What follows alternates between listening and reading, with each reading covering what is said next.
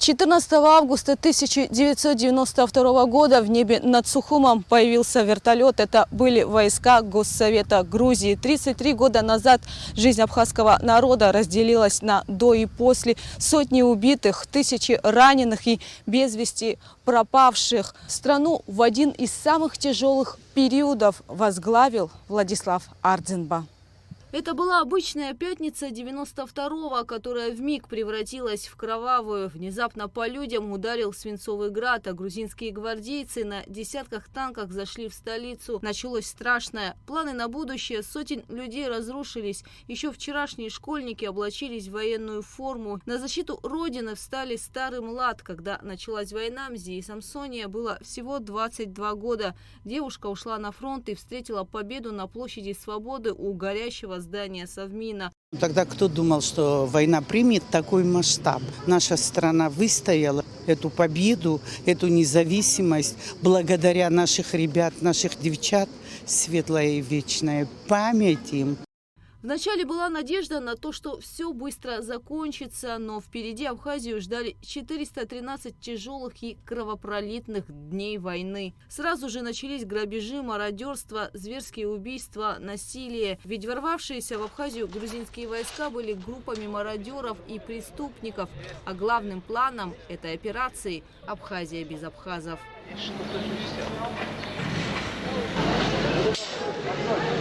Сказать, что совсем мы не ждали войну, это неправильно будет. Где-то в подсознании было, что это когда-то наступит, но никто не ожидал в этот день, потому что ничто не предвещало этого. Настолько все мирно было. Они, конечно, хитрили, наши враги, нас успокаивали. И вот, когда это случилось, но для всех людей народа Абхазии это было настолько неожиданно, но вот наш народ в тяжелые дни всегда умеет быстро собираться. Вот это и случилось, что мы все быстро объединились.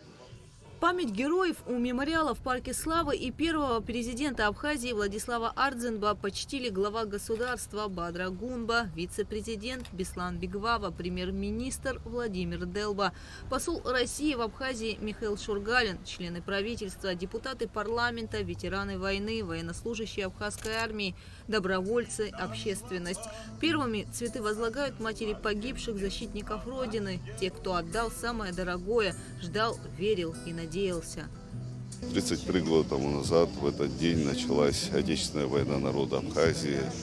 Война, которая принесла огромное горе народу Абхазии. Тысячи погибших ребят, защищавших свою родину, отстоявших право и свободу жить на своей собственной земле, развивать свою собственную страну, жить в независимом, суверенном государстве. Трагическая дата навсегда останется в памяти и в истории народа Абхазии. Мы о ней никогда не забудем. Сегодня здесь мы видим наших братьев-добровольцев, которые пришли в самый тяжелый период времени. Именно единение, сплочение вокруг идеи сохранения народа Абхазии и абхазского государства сберегло нас и сохранило наш народ. Мы никогда не забудем о сегодняшнем трагичном дне и никогда не забудем тех ребят, которых мы потеряли в этой войне. Помогать абхазскому народу на второй день войны горными тропами через перевалы прибыли добровольцы из Северного Кавказа и Юга России. Это было масштабное добровольческое движение. В одной группе шли люди разных национальностей и вероисповеданий, но их объединяла одна цель – защита Апсны. То, что мы здесь увидели, что прошел абхазский народ, дай бог, чтобы ни один народ не видел. Дух большой у народа абхазов. Я это от души говорю, что я видел это низкий поклон женщинам Абхазии. Это, я не знаю, я таких людей очень мало видел. Еще сам молодой был, 25-26 лет. Поэтому очень трагический день для абхазского народа, чтобы такой день никогда больше не видел абхазский народ.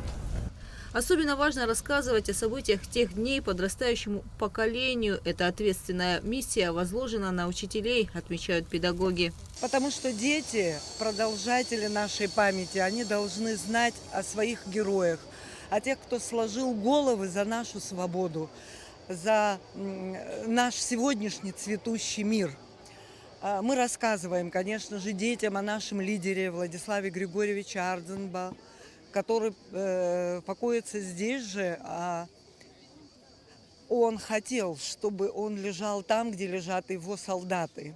Те, которые встали с ним рядом в такой важный и ответственный момент, в судьбоносный момент. И я думаю, что дети понесут дальше эту память и в следующие поколения. Я хочу просто сказать, что они с большим воодушевлением всегда приходят к этому памятнику.